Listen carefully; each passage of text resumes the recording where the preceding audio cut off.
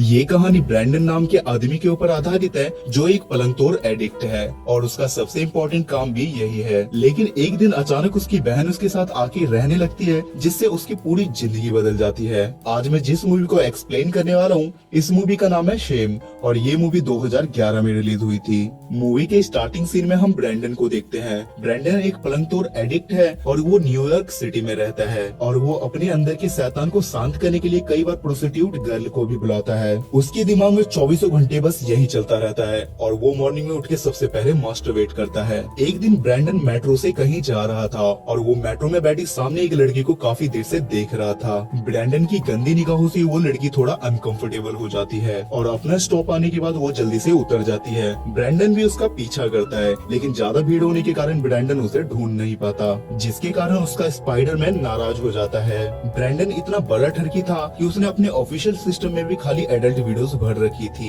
Office पहुंच के Brandon office के बाथरूम में जाता है और वो वहां जाके भी मास्टरबेट करता है। ब्रैंडन के बॉस का नाम डेविड था और वो दोनों आपस में ही काफी फ्रैंक थे। ऑफिस क्लोज होने के बाद ब्रैंडन और डेविड दोनों शाम को एक बार क्लब में जाते हैं। डेविड को वहाँ एक लड़की पसंद आती है और वो उस पे चांस मारने लगता है, लेकिन उस लड़की को ब्रैंडन पसंद आता है क्योंकि ब्रैंडन स्मार्ट के साथ साथ बातें संगीन और रातें रंगीन करने में माहिर था। ब्रैंडन भले ही ठरकी था लेकिन उसकी पर्सनैलिटी, उसके बात करने का तरीका काफी ज्यादा यूनिक था। पार्टी खत्म होने के बाद वो लड़की पर्सनली ब्रैंडन को लिफ्ट देती है और दोनों सुनसान और खुले आसमान के नीचे धरती हिलाते हैं। उसके बाद ब्रैंडन घर आके देखता है कि उसके घर का दरवाजा पहले से ही खुला हुआ था और घर में म्यूजिक प्ले था, जिसे देखकर उसकी फटके चार हो जाती है। वो एक बैट लेके बाथरूम में जाता है जहाँ उसे पता चलता है कि वो और कोई नहीं बल्कि उसकी सिस्टर थी जिसका नाम सीसी था। सीसी ने यहाँ आने से पहले ब्रैंडन को कई बार कॉल किया था लेकिन अपने ऑफिस वर्क के चक्कर में ब्रैंडन ने उसकी कॉल पिक नहीं की थी। सीसी के पास ऑलरेडी उस घर की चाबी थी इसलिए वो डायरेक्ट आके उस घर में रहने लगती है।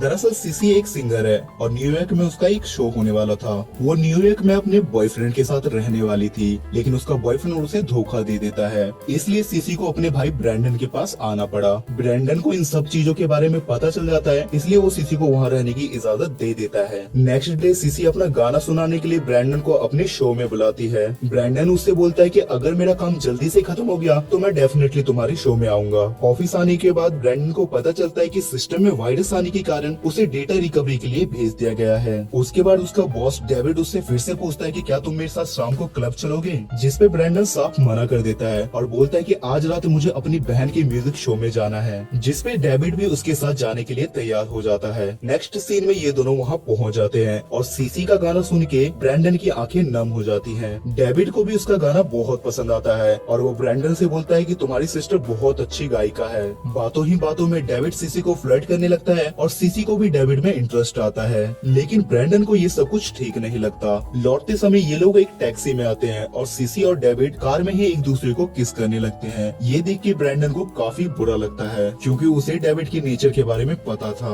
कि उसके लिए कोई भी लड़की बस बिस्तर तक मायने रखती है। घर पहुँचने के बाद डेविड और सीसी ब्रैंडन के कमरे में ही जाके इंटीमेट होने लगते हैं। ब्रैंडन को सीसी की इंटीमेट वाली आवाजें सुनाई देती है और उसे बहुत ज्यादा गुस्सा आता है। साला डेविड ब्रैंडन के घर पे उसी की बहन को लपेट रहा था। ब्रैंडन को आऊ की आवाज सुनाई देती है और वो जॉगिंग के लिए निकल जाता है। वापस आने पे वो अपनी बेड शीट चेंज करके वहाँ सो जाता है। थोड़ी देर में सीसी भी आके वहाँ सो जाती है और ब्रैंडन काफी तेज चिल्ला के उसे रूम से भगा देता है। नेक्स्ट डे डेविड ब्रैंडन को कैबिन में बुलाता है और बोलता है कि हमें तुम्हारे हार्ड ड्राइव से बहुत सारे गंदी वीडियोस मिली है, आई थिंक ये तुम्हारे इंटर्न का काम होगा। तभी डेविड के घर से वीडियो कॉल आता है और ब्रैंडन वहाँ से बिना बताए चला जाता है। उसके बाद वो अपने ऑफिस की एक स्टाफ मरीन से फ्लर्ट करने लगता है और दोनों शाम को डेट पर जाते हैं। मरीन भी ब्रैंडन पे काफी इंटरेस्ट दिखाती है और वो उसे अपने बारे में बताती है कि रिसेंटली उसका डाइवोर्स हुआ है। ब्रैंडन का मन मरीन को तारों के शहर में ले जाने का था लेकिन इस टाइम वो खुद को रोकता है और दोनों अपने अपने घर चले जाते हैं। घर आते के साथ ही ब्रैंडन बाथरूम में जाके मास्टरबेट करने लगता है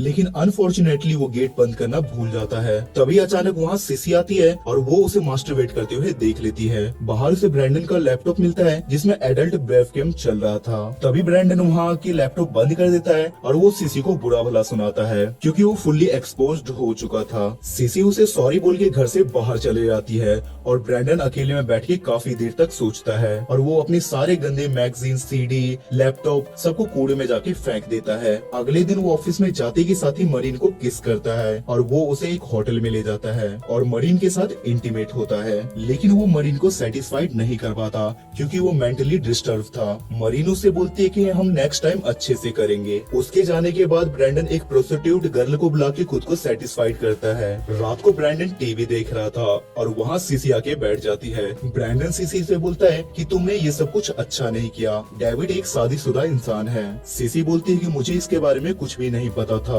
और आगे से मैं कोई गलती नहीं करूंगी। वो ब्रैंडन को सॉरी बोलती है, जिससे ब्रैंडन और भी ज्यादा चिढ़ जाता है। ब्रैंडन गुस्से में उसे बोलता है कि तुम्हारे लिए इस घर में कोई जगह नहीं है, जिस पर सीसी बोलती है कि तुम्हारे अलावा मेरा इस दुनिया में और इस शहर में कोई नहीं है। ब्रैंडन बोलता है कि तुम मेरे ऊपर एक बोझ हो जो मेरी टांग खींच रहा है। ये सब बोलकर ब्रैंडन वहाँ से चला जाता है। उसके बाद ब्रैंडन एक बार क्लब में जाता है जहाँ वो एक लड़की के साथ फ्लर्ट करने लगता है और वो उस लड़की के हर एक पार्ट को टच करता है, जिससे वो काफी ज्यादा एक्साइटेड हो जाती है। तभी वहाँ उस लड़की का बॉयफ्रेंड आ जाता है और ब्रैंडन उसके सामने भी कॉन्फिडेंटली बोलता है कि मैं तुम्हारी जीएफ के साथ बहुत कुछ करना चाहता हूँ, जिससे उस लड़की का बीएफ उसे बहुत मारता है। उसके बाद वो अपने स्पाइडरमैन को शांत करने के लिए एक क्लब में जाता है, लेकिन अनफॉर्चुनेटली क्लब क्लोज होता है। ब्रैंडन इतना ज्यादा फ्रस्ट्रेट हो जाता है कि वो एक गे क्लब में जाके गे लोगों के साथ इंटीमेट होता है, जबकि वो एक नॉर्मल इंसान है। इधर सीसी काफी देर से ब्रैंडन को कॉल कर रही थी, लेकिन ब्रैंडन उसका कॉल पिक नहीं कर रहा था। तब वो उसे एक वॉइस मैसेज भेजती है जिसमें वो काफी रो रही थी और गिड़गिड़ा के बोलती है कि प्लीज मेरी कॉल को पिक करो। वॉइस मैसेज सुनने के बाद भी ब्रैंडन अगेन उसे इग्नोर करता है। उसके बाद वो फिर से एक नई जगह क्लब में जाके वहाँ पे दो लड़कियों के साथ इंटीमेट होता है। सब कुछ होने के बाद ब्रैंडन अपने घर आने के लिए एक मेट्रो में बैठता है, लेकिन कुछ दूर आने के बाद ही मेट्रो को रोक दिया जाता है। नीचे उतरने पे ब्रैंडन को पता चलता है कि आगे मेट्रो लाइन पे किसी ने सुसाइड कर लिया है।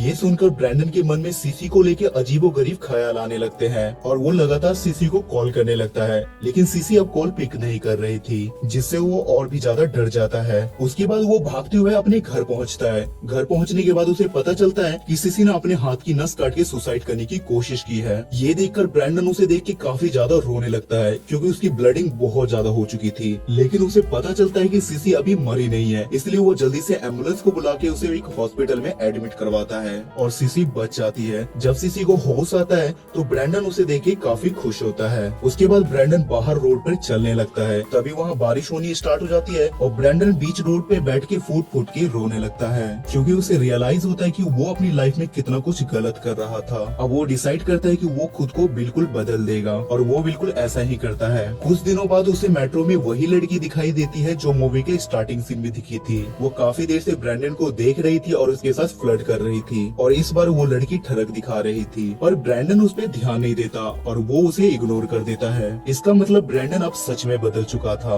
बट लड़कियों का कोई भरोसा नहीं होता और ये मूवी यहाँ खत्म हो जाती है। सो गाइज, आई होप कि आपको आज की एक्सप्लेनेशन पसंद आई होगी और इस मूवी की IMDb रेटिंग है 7.2 स्टार्स आउट ऑफ 10। अगर आप हमारे चैनल पे नए हैं तो मैं आपसे रिक्वेस्ट करना चाहूंगा कि हमारे चैनल को जरूर से सब्सक्राइब करें और लाइक कमेंट करके हमें थोड़ा मोटिवेट करें ताकि मैं ऐसी एक्सप्लेनेशन लाता रहूं। तब तक के लिए स्टे सेफ, स्टे हेल्दी।